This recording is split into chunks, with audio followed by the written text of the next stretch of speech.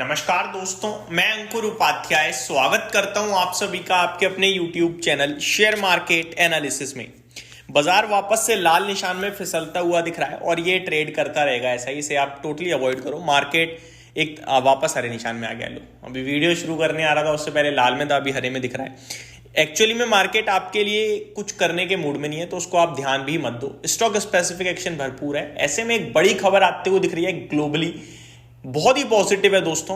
Israel और Hezbollah cease fire होता हुआ दिख रहा है यहाँ पे, यानी लड़ाई को फाइनली विराम कहूंगा, पूर्ण विराम तो नहीं, लेकिन ये रुकती हुई दिख रही है जंग, और ये बहुत ही अच्छी है पूरी दुनिया के लिए ही, पूरी मतलब सबके लिए ये बहुत अच्छी बात है। एक एक करके इसकी डिटेल समझेंगे। देखो, हिजबुल्ला और इजराइल की जंग का रुकना, आप कहोगे भाई ये क्यों डिस्कस कर रहे हो, शेयर बाजार से क्या लेना देना है। शेयर बाजार से भी लेना देना है, वो मैं आपके साथ शेयर करना चाहूंगा कि जितना ज्यादा ग्लोबल स्टेबल होगा उतना ज्यादा कच्चे तेल के प्राइजेस में स्टेबिलिटी आएगी, और जिस हिसाब से कच्चे तेल की डिमांड ग्लोबली कम हो रही है, तो ना केवल स्टेबिलिटी आएगी, कच्चे तेल के दाम सस्ते होंगे, और कच्चे तेल के दाम गिरने से भारत को बहुत बड़ा फायदा होता है, क्योंकि हम पूरी तरीके से ग्लोबल लेवल में कच्चे तेल पे डिपेंडेंट हैं।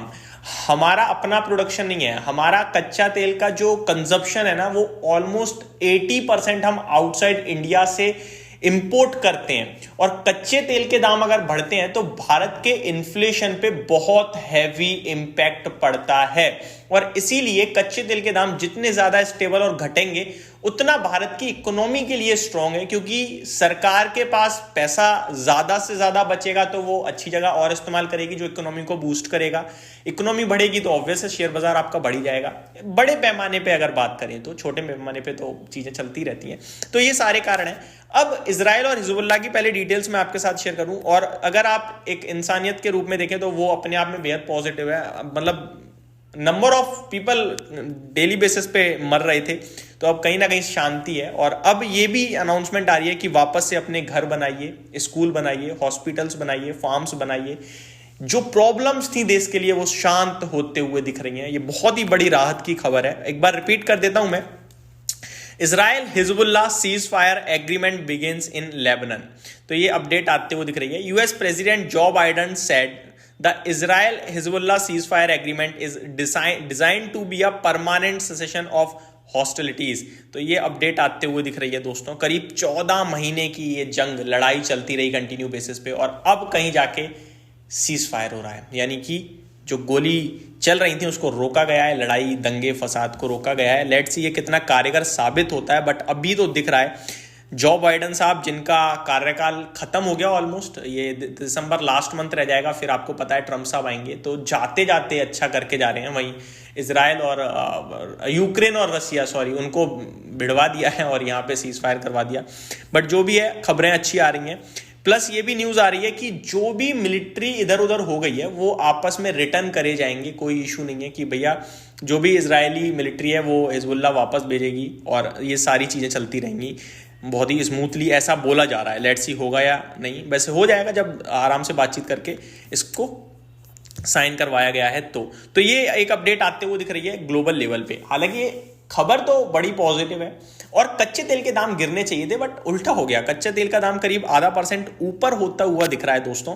अब मैं आपको बताना चाहूंगा, कच्चे तेल के दाम में अगर ये सीज फायर हो गई है और ये काम करती है प्रॉपरली, तो कच्चे तेल के दाम घटेंगे, जो कि बड़ा फायदा कहां कहां देते हुए दिखेंगे, इसको समझते हैं। देखो, फायदा होगा आपका बड़े लेवल पे ओएमसीज को, ऑयल मार्केटिंग कंपनीज को, जहां पे बीपीसीएल, एचपीसीएल और आईओसी ये आपके लिए बेनिफिशियरी होते हुए दिखेंगे इसके चलते। प्लस जितनी भी कंपनियां कच्चे तेल को as a raw material use करती हैं, बहुत बड़ा नंबर है दोस्तों, और ऐसा नंबर है जो बड़े लंबे समय से अंडर परफॉर्मेंस दे रही हैं, जिसमें आपका एक नाम आता है पेंट कंपनीज का। पेंट कंपनियों की हालत आप सभी देख रहे हो कितनी खराब है इस समय। अब उनके लिए अगर ये कॉस्ट कटिंग होगी, मतलब कॉस्ट कटिंग तो नहीं कहूंगा, कॉस्ट कंट्रोल होगा, देन डेफिनेटली उनको प्रॉफिट बनेगा, और प्रॉफिट बनेगा तो शायद वो शेयर धारकों के लिए भी अच्छा करें, ठीक है। प्लस आपका टायर कंपनी के लिए भी ये पॉजिटिव है, केमिकल के लिए भी पॉजिटिव है, एग्रो केमिकल के लिए भी पॉजिटिव है, क्योंकि इन सब जगह भी कच्चा तेल प्रयोग में लिया जाता है। तो ये सारे के सारे सेक्टर्स हैं जहां पे बेनिफिट होता हुआ दिखेगा। अब ये आप वीडियो को ऐसे ट्रीट मत कीजिएगा कि अच्छा भाई लो अभी जाके ले लेता हूं, कल ही फायदा हो जाएगा। मैंने आपको बोला बड़े लेवल पे है, ठीक है।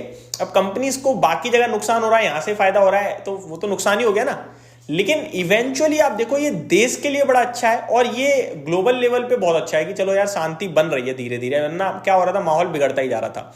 अगर ये रशिया और यूक्रेन भी ऐसा कुछ शांत होते हैं तो फिर आपका सोने के दाम जो रॉकेट हो रहे थे ये भी गिरेंगे। तो यहाँ तो हालांकि हमारा देश पूरा ये कहता है कि सोने के दाम घटने का मतलब है खरीदना, और शेयर के दाम घटने का मतलब है शेयर्स बेच दो, खराब होगी कंपनी। तो वो तो सबका माइंडसेट है। बट हाँ, गोल्ड भी आपके लिए कंट्रोल में रहेगा, गिर सकता है, और आपका कच्चा तेल घटने से तो देश को फायदा होगा ही होगा। अब जहां फायदा हो रहा है तो नुकसान भी होगा, कहीं ना कहीं नुकसान होगा दोस्तों ऑयल इंडिया को, क्योंकि कच्चे तेल को बेचते हैं, सस्ते में बेचना पड़ेगा। नुकसान होगा आपका ये रिलायंस इंडस्ट्रीज को, इनके लिए प्रॉब्लम का विषय बनेगा। नुकसान ओएनजीसी को भी होगा, प्लस नुकसान ज्वेलरी कंपनीज को भी हो सकता है, क्योंकि अगर ग्लोबल लेवल पे शांति होती है, अब ये कमोडिटीज जो है ना, लाइक गोल्ड हो गया या क्रूड हो गया, ये क्या है कि अगर अनस्टेबल दिख रही है कहीं ना कहीं कंट्री है ग्लोबल, तो फिर वहां पे ये राइज करते हैं, पैनिक में राइज करते हैं। अब अगर सब कुछ स्टेबल होगा ये घटेंगे। तो जो आपका सोना बनाने वाली कंपनियां हैं, ज्वेलरी कंपनीज हैं, जो इनको भी प्रॉब्लम होगी, क्योंकि उन्होंने हायर प्राइसेस पे गोल्ड्स को होलसेलर से उठा रखा होगा। हालांकि ये गिरावट में और उठाएंगे नो डाउट, बट कुछ समय के लिए गोल्ड के प्राइसेस भी कहीं ना कहीं फिर स्टेबल हो जाएंगे, वो भी नहीं बढ़ेंगे। तो यहाँ पे हो सकता है एक आध क्वार्टर इनका भी खराब होता हुआ दिखे। तो यही कुछ बड़ी बातें थी दोस्तों जो मैंने आपके साथ डिस्कस करी। होप आपको जानकारी पसंद आई होगी। Thank you so much for watching this video. Have a great day guys.